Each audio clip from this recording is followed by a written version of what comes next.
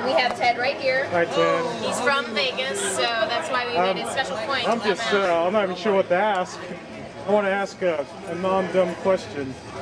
No question is dumb. Actually, you're right. How much money do you have in your pocket right now? How much money I have in my pocket? I just checked $50. Wow, see? $50. That $50 I didn't have this morning. Well, people are walking by and all that. How do you get attention? Is it something where... How do you get what? How do you attract people to come to your booth? Really, you know, I get about 1,000 emails a week.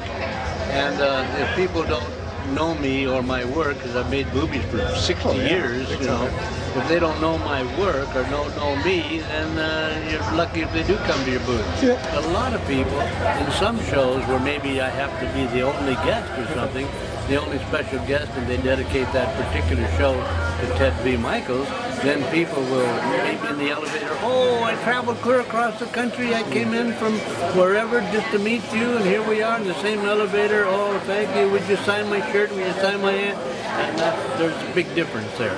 So when you come to Las Vegas, though, there's so many people here, so many stars, so many well-known celebrities, so many, you know, it's just different. You're again competing with a large segment of the entertainment world. And in what other city, if you're a special guest of the show, you're alone, and then you have attention. And then people come up, and you know, I love it when people come up and say, oh, you've made my favorite movies in the whole world are the ones you made. That's an honor. When you spend your life doing something, you know, you expect to have, you look forward to something, because it isn't money. And when you see other directors who are influenced by you at a convention, when they come up to you, what kind of questions do they ask you? I mean, it must fit well, a lot of the questions, well, in the first place, a lot of the people that attend schools are being taught by people that I taught, or people that I taught who taught them. Because, you know, after so many years you're around, but some of the questions they ask is where you find financing. You don't. You do it on credit cards or any way you can. If you're looking for money, forget it. Because if you're honest with people and they ask you how much money they're going to make, you have to tell them money you make. You may be lucky if you ever see a penny of your money back. And that's, you have to tell them. That's what I've always told people. You'll be lucky if you get any money back. In my case, since I've done it for so many years, and my movies are used around the world, even if they're pirated. But when your on movies, YouTube, yeah, when your movies are everywhere, your chances are better of getting some back than if you have made your first movie and you're giving it away to everybody to hope that somebody will pay attention to your movie. That's a little different, but that's some of the questions they ask. And then most of the questions, though, are not technical, because the world of movie making has become so easy, because everybody's got a little camcorder like this one, you know, and they're making movies, and they can edit on a computer. You know, when I started, you were lucky to have enough razor blades to cut your film and enough glue to stick them together so they wouldn't fall apart in a projector.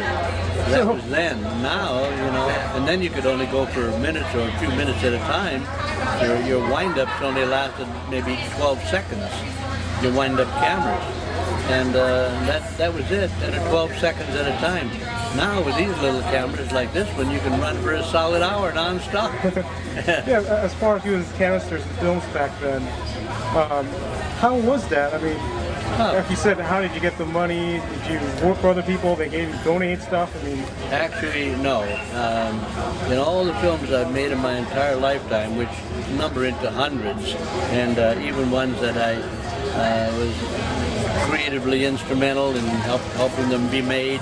Many of them I don't have my name on, you know, and then in movies I made, but it was always tough. Nobody would finance you. Sometimes you'd borrow. I borrowed money against my home, sold my car, sold my musical instruments, sold everything I had to make a movie, but I would buy used film.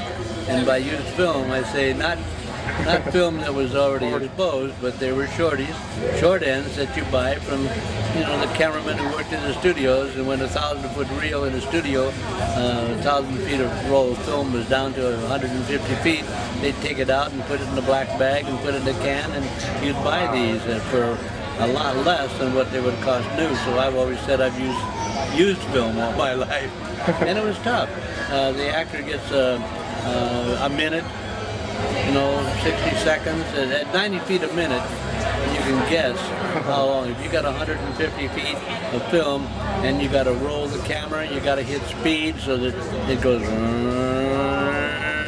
You hit speed, then you can sell the marker to market. So he says, scene 61 Apple, take 2, clip. Okay, now the actor can start. And if the actor says, oh my God, I forgot my line, can I start over? Cut. You got to empty the camera again. You got to go back in the change bag. You got to take that piece of film out because there's not enough seconds left on it for him to do a second take. It's tough.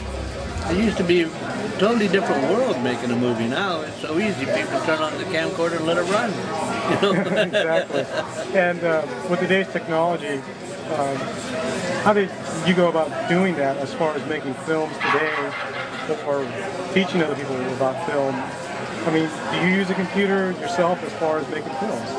Right now, I'm obligated to. I'm shooting Astro Zombie M3 clone, and for the first time, I've always edited every movie I've ever made, but now in the last 2 months, I've given away my 35mm Moviola, all the sync blocks, the coding machines, everything. Gave it away because I can't afford film anymore. You're talking about $100,000 if you're just going to shoot on film, and that's just film in lab.